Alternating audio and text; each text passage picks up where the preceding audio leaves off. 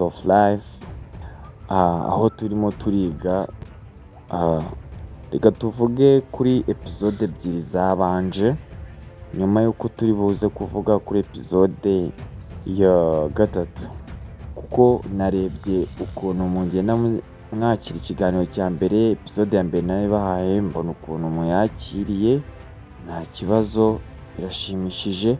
Mugerageze mwongeremo imbaraga, murebe bino biganiro, mubisangize abavandimwe banyu, inshuti zanyu, mwifurize ibyiza nk'uko iyi channel ibagezaho ibyiza. Ntabwo tuvuga ibintu bibi, ntabwo tuganira ibintu bidafitiye umuntu akamaro. Ibintu byose uzumvira hano kuri Universe TV ni ibintu bizagufasha kwiteza imbere, kugira icyo wimarira. Turashaka ngo ibiganiro byacu bijye bibageraho, bigira ikintu bibasigira, ntukatahire kumva gusa. Ibintu byo kumva wapi kabisa, ntabwo tubikeneye. Dukeneye ko buri muntu wese ugeze kuri Universe TV hagira ikintu ahavana gishobora kumufasha gusunika iminsi y'ubuzima, gishobora kukubera impamba y'ubu buzima. So rero agakoni kazagusindagiza uragakura kuri Universe TV. Iyi kiganiro ni The Voice of Life, ngiye kigutegura nkakikugezaho. Nitwa Coach Snil. Episode ya mbere twari turi kuganira uko wamenya uwo uri we, bitari bya bindi mujya mwumva ngo ndi generale runaka, ndi kapiteni, ndi umwarimu, ndi porofeseri, ndi impuguke muri ibi, ndi CEO w'iyi company. Bitari ibyo. Twize kandi tunamenya yuko umuntu kwimenya wowe ubwawe, wowe uri we, atari bariya ziriya titles zose, biriya bintu byose bagenda bakwitirira, byose ntabwo ari wowe wa nyawe. Wowe wa nyawe uraza uramwumva muri iki kiganiro, kandi niba wanacyumvishe ugisangize bagenzi bawe, ugihe family and friends. Ladies and gentlemen, please, rubyiruko, ndabasaba cyane, navuze ibintu byinshi, gukurikirana ibiganiro bya The Voice of Life kuri Universe TV. Episode ya kabiri yo twari turi kuvuga uko wagenzura igihe cyawe n'uburyo igihe cyawe wagikoresha neza mu bintu bikugirira umumaro, ukirinda guta igihe kuko uba uri guta ubuzima bwawe. Iyo dufashe igihe tukakigereranya n'amafaranga, niba mu kwezi uhembwa ibihumbi 30, ni ukuvuga ko muri buri munsi ubarirwa amafaranga inoti y'igihumbi. None ufata icyo gihumbi ukakigabanya mu masaha 28 cyangwa ukakibarira ku munota, ukakigabanya n'iminota mirongo, ubwo tuvuze iminota 60 yaba ari mike, ukakigabanya n'amasaha 28, uhita ubona amafaranga ukorera kuri buri munota. Rero ibaze iminota ugenda uta buri munsi. Reba imyaka umaze ukiri mu buzima budashimishije, budateye imbere. Urebe igihe cyose umaze wataye, ukigeranye n'amafaranga, urebe amafaranga waba warahombye. Rero niyo mpamvu tugiye kuvuga kuri episode ya mbere, kuko muri iki cyumweru turi bwibande ku kwimenya cyane no kugira ibintu twirinda. Nabyo tuganire kuki abantu benshi bananirwa cyangwa bagira ibintu wabyita ni inzitwazo.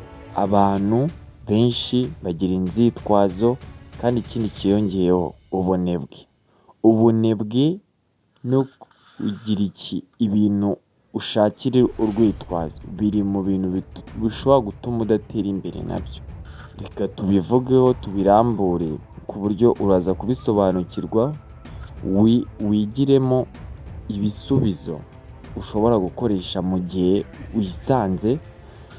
wisanze nawe wari usanzwe ukora ibyo bintu bitagufitiye umumaro.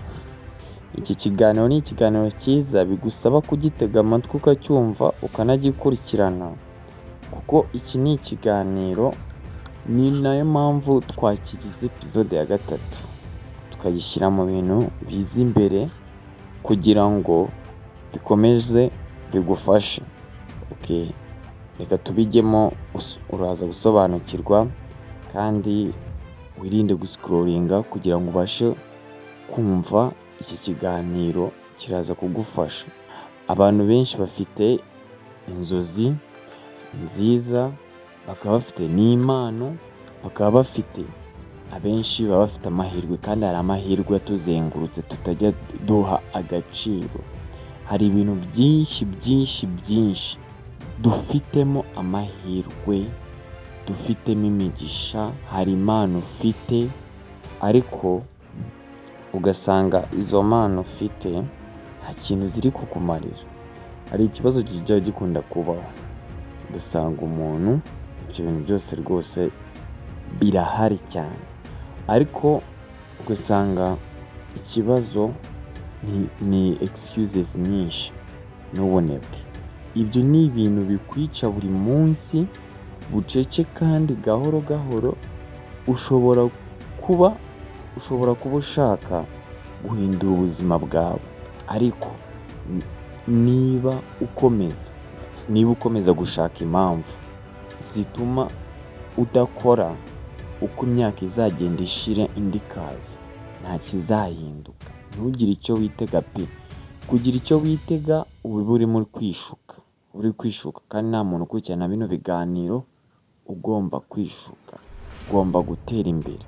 Niyo mpamvu iyi channel yajeho, akaba ari nayo mpamvu ukeneye kumva iki kiganiro ukakirangiza. Gukomeza ufite intego nziza, ufite icyerekezo cyiza, ariko ikintu cyitwa inzitwazo, gutanga urwitwazo rwo kuba nta kintu wakoze. Ndagira ngo wumve iyi nkuru y'uyu musore wacu witwa Kevin. Ni inkuru ntoya ariko irimo amasomo uyu munsi tugiye kwigira hamwe. Hari umusore witwa Kevin, reka wenda tumwite izina rikorohe, nawe umwite izina ushaka. Umusore wacu reka tumuhe izina Kevin, cyangwa ushobora kuvuga Gatete, izina ryose wumva rishobora gutuma wumva iri somo, izi nyigisho aba ari ryo simbuza muri iyi nkuru. Kevin yari afite inzozi zikomeye, kandi yashakaga kuba umu-YouTuber ukomeye.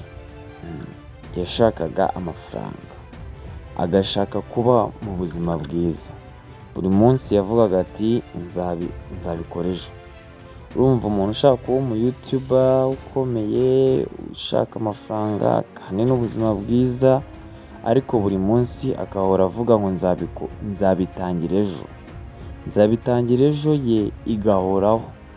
Ariko ejo hagera akajya kuri izi za TikTok akamara amasaha 5, akaryama cyane, ari mu bantu baryamira Kevin.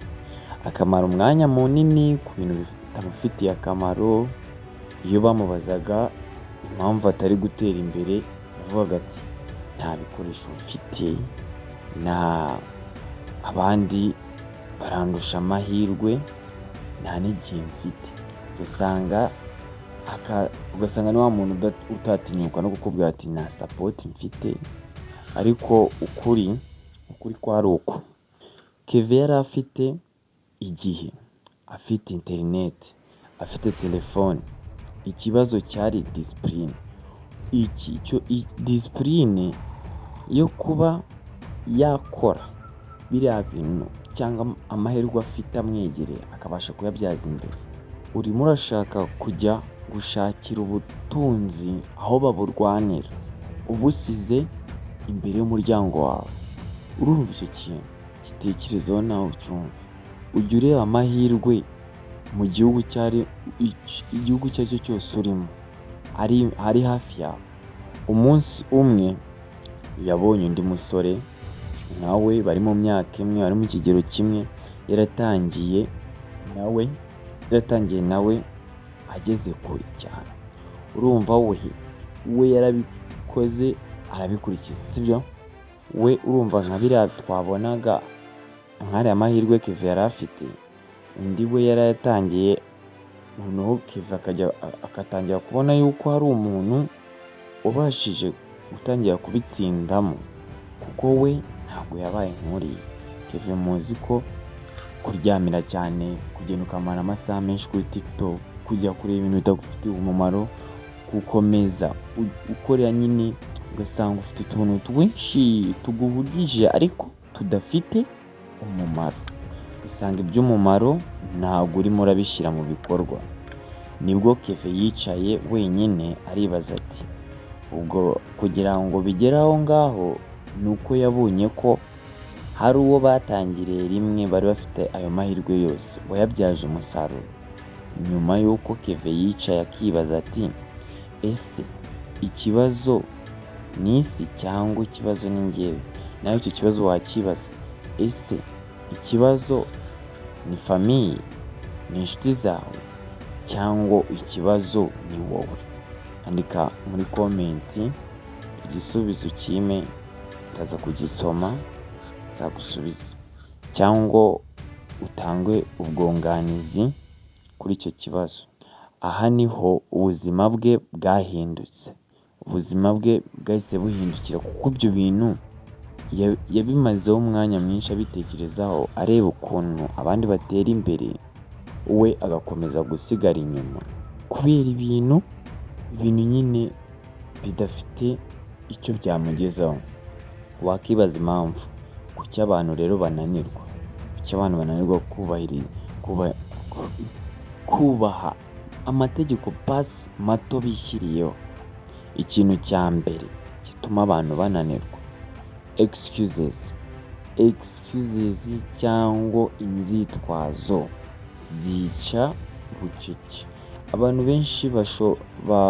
benshi bahora bafite impamvu zituma ibintu batabikora. Buri ko ushobora no kumubaza se ni iki cyatumye ukererwa kugera ku kazi, akaguha impamvu, kandi hari iminota 5 yamaze scrollinga kuri TikTok ntacyo ari gukora, kuvuga ati ambutiyaje, bisi, mbese ikintu cyitwa inzitwazo. Sinzi impamvu abantu bakomeza gukenera urwitwazo, ko usanga biri no muri kamere y'abantu kurema urwitwazo. Ndi umukene, nta connection mfite, sinize cyane, nta mashuri mfite, nta diplome, nta degree mfite. Ariko abantu benshi batsinze badafite n'ibyo byose uri kuvuga. Izo nzitwazo zose abantu bageze ku butsinzi, ibyo bintu byose witwaza, nabo bari bafite kuba babikora ariko ntabwo babikoze. Excuse ni prison, gereza. Inzitwazo ni gereza ufungirwamo mu mutwe ukaba utabizi. Niyo mpamvu iki kiganiro ukeneye kucyumva ukakirangiza. Iyo gereza ukeneye kuyivamo. Ikintu cya kabiri, gukunda kuryoherwa na comfort zone. Kumva udashaka impinduka, kumva udashaka kuva ahantu hamwe ngo ujye ahandi, kumva udashaka kujya ku gitutu, kumva ukunze ahantu uri, ni kumva ukunze kwa kundi uba uri mu bashuti bawe, ukumva ubwo buzima ntiwabureka ngo ujye gutangira ubundi buzima, ujye mu bindi bihugu, ukaba utasiga inshuti zawe. Tuvuge nk'akazi, hari abantu mukorana, ukumva wowe gufata icyemezo ukajya gushaka ahandi akazi kisumbuye kuri ako, cyangwa ukajya kuvuga ngo ushinze business yawe, cyangwa ufite ikintu ugiye gutangiza, ukumva biragoye, ukabishakira impamvu, ahubwo ukanabibonera n'impamvu zituma utabikora. Ubwonko bw'umuntu dukunda ibintu byoroshye, kumva ushaka kwisikororingira, kuryama, imikino, kwidagadura, ibyo bintu ugasanga nibyo bifite igihe kinini mu buzima bwawe, ibiguteza imbere, ibigushyira ku gitutu, ibigushyiraho puresha ntabyo, ariko success ibaho mu gukora ibintu bikugoye, ibintu bikugora, bya bindi bigusaba kubira ibyuya, bya bindi bigusaba gutunara, bya bindi bigusaba gukora utikoresheje, nibyo bivamo kuba umutsinzi. Icya gatatu, abantu bategereza motivation, utegereje umuntu ugusunika, utegereje umuntu ugusunika, mbese umuntu babandi bagufosinga, akakubwira ntabwo wowe ubwawe ushobora gukora ikintu nta motivation. Abantu benshi bategereza feelings, kumva bari muri mood yabyo. Ntabwo ushobora kuryama kare ukazinduka, wamara kuzinduka ukaba wakimenaho ukiyuhagira n'amazi akonje, byagukundiye ese agashyuhe ko mu buriri kaba kakoroheye? Abantu batsinda bakora niyo baba batabishaka, sibyo? Babandi tubona bagafashe, babandi tubona batsinze, ntabwo bakenera ababasunika, ntabwo abantu bakenera ababamotivatinga, bakora bafite umunaniro, bakora nta motivation. Ikintu hari ababa bafite ni discipline irusha motivation imbaraga, ntiziri ku kantu kumvishe neza. Discipline irusha imbaraga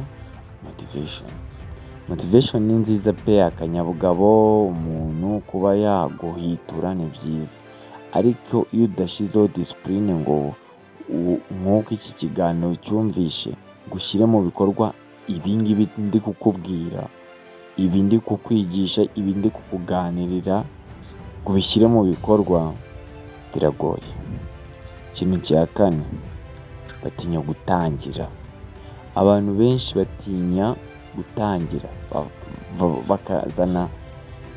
bakaba bafite ikintu cyitwa urwitwazo, bagatinya ngo gusekwa, bazanseka, kunanirwa, ibintu bizatunaniza, gutangira business, ukabona umukire ukuntu akora business, ugasanga barakora cyane, wowe ukazavuga ati banza ufate nk'urugero ku mukozi, katubare umukozi ukora amasaha 8, umukozi ukora amasaha 8 arakora, akavuga ati cyama amasaha akihuta akarangira, ariko umuntu wikorera we aba yumva amasaha atanagenda, amasaha akiyongera yo gukora kugira ngo akomeze akora yiteza imbere, mu gihe umukozi we aba ari no kurwana no kugira ngo amasaha agere yitahire. Nabwo se natagere mu rugo ntanatekereze ko kari akazi akora kazagera kakarangira, cyangwa agasaza, cyangwa bakamwirukana, natekereza ikindi kintu yakora kimuteza imbere. Ariko ntimugire ikibazo, uko uzabana nanjye kuri iyi channel, uko uzagenda ugira ibitekerezo bigufasha, biguhumura, kandi bituma wiga gukora, cyangwa ugira utundi tuntu ukora ku ruhande nka side hustles, ukagira utuntu tw'uturimo ukora ku ruhande nyuma y'akazi, after job ukaba ufite ukuntu ugenda ahantu ugakora 2 hours, 3 hours, 5 hours, cyangwa andi masaha nk'atanu, ukamenya ko ako kazi kagomba kugufasha kugera indi level ugeraho. Tukiri kuvuga ku bintu bituma abantu bagira inzitwazo, bananirwa, ikindi kudatangira ibintu bito, ugasanga umuntu agashaka gukora n'utuntu dutoya basi arebe ko yaturemaremya tugakura. Nta muntu uba mukuru ako kanya, bisaba ngo twese kandi n'utuntu duto gake gake, nk'uko umwana atavuka ngo ako kanya yuzure ingobyi, ni nako nawe uba ugomba gutangira gake gake ugakora. Bose batangiye nabi mbere y'uko baza kuba beza. Mbere y'uko baba beza batangira mu bintu ubona bitagaragara, bidafite forumere. Wishaka kureba uriya muntu uba ufite ibintu yagezeho, ahubwo fokasinga kuri ba bantu bagitangira, ubigireho. Nyuma y'uko mubwiye ikintu kibitera, mureke noneho tuvuge se ko wenda dusanze ubu ari bwo buzima bwacu tubamo bwa buri munsi. None ni gute twabuhindura? Ni gute ibyo bibazo byose twabibonera ibisubizo? Reka ngusobanurire, nkubwire n'ukuntu wabibonera ibisubizo. Nguhe na quotes ishobora kugufasha mu gihe utangiye gushyira mu bikorwa ibi uri kumvira mu kiganiro The Voice of Life. Uko watsinda ubunebwe n'inzitwazo. Ikintu cya mbere, tangira nonaha. Ntutegereze amafaranga menshi, kamera nziza, umunsi mwiza. Tangirana n'icyo ufite. Niba uri umu content creator, tangirana n'icyo ufite. Ushobora guhera kuri telefone yawe. Telefone yawe ukayikoresha, telefone yawe yakubera kamera, ikakubera mikoro, ukayitangiriraho. Ugatangirana n'ibyo ufite, ugatangirana n'amahirwe agusarawundinze. Amahirwe menshi aba atwegereye twirengaza cyangwa tukaba tutabizi yuko ayo mahirwe ahari. Uwo rero aba ari umukoro wawe kugira ngo umenye amahirwe akwegereye. Icya kabiri, shyiraho gahunda. Buriya abantu uzahita ubibona, uri umuntu ufite gahunda umurebera ku masaha aryamiraho, ukamurebera no ku masaha ya mu gitondo. Umunsi we utangira ute? Niba nta gahunda ufite, ubuzima buzagutegeka bukugenera uko ugomba kubaho. Gira igihe cyo gukora, gira igihe cyo kwiga, ugire n'igihe cyo kuruhuka. Niba uri mu kazi, uri mu kazi. Niba uri kwiga, uri kwiga. Wishaka gufatanya scrollinga kuri TikTok no kwiga, no kugira task imwe wiga ikugirira umumaro. Niba ari ukuruhuka, ryama wirara uri muri telefone scrollinga. Niba hari ikintu gishobora kuba cyakwangiza, ni ukuba uri kumwe na telefone mu buriri. Burya telefoni noneho akenshi usanga sosiyete cyangwa urubyiruko rwo muri iyi minsi ntabwo bashobora kurara telefoni zabo zitabegereye, batari kuzirebamo. Ruriya rumuri rwica amaso, rufite ibintu byinshi, ingaruka nyinshi zakugeraho.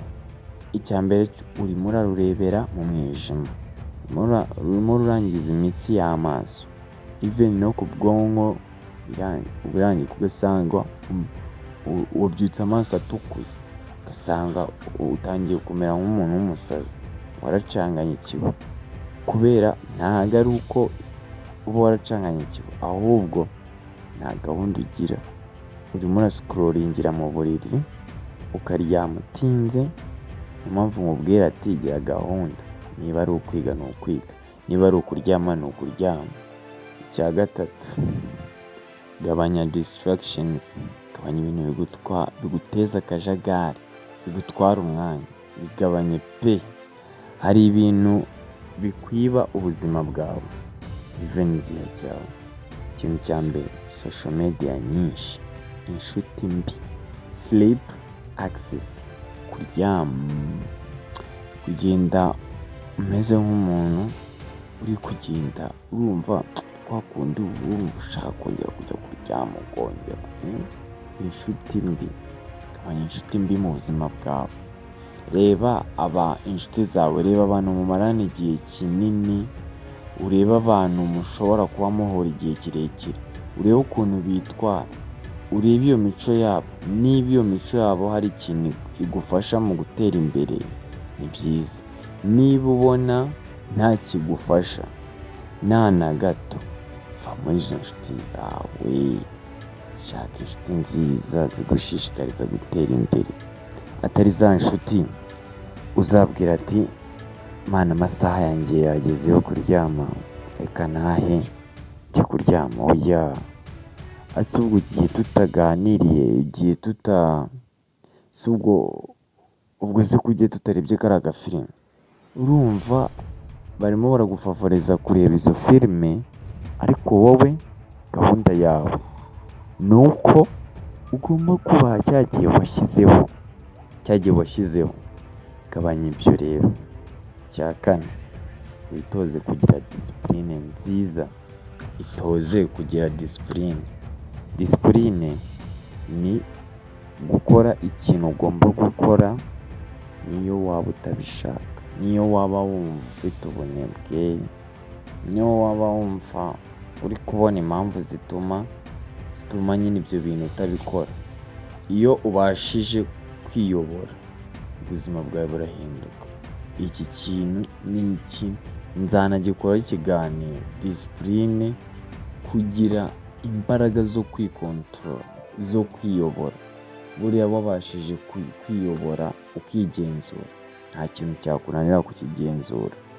Hari koti nziza zishobora kugufasha, ni nka bonasi ngiye kuguha. Wumvishije ikiganiro ukagera hafi ku misozo, reka nguhe bonasi. Excuses make today easy but tomorrow hard.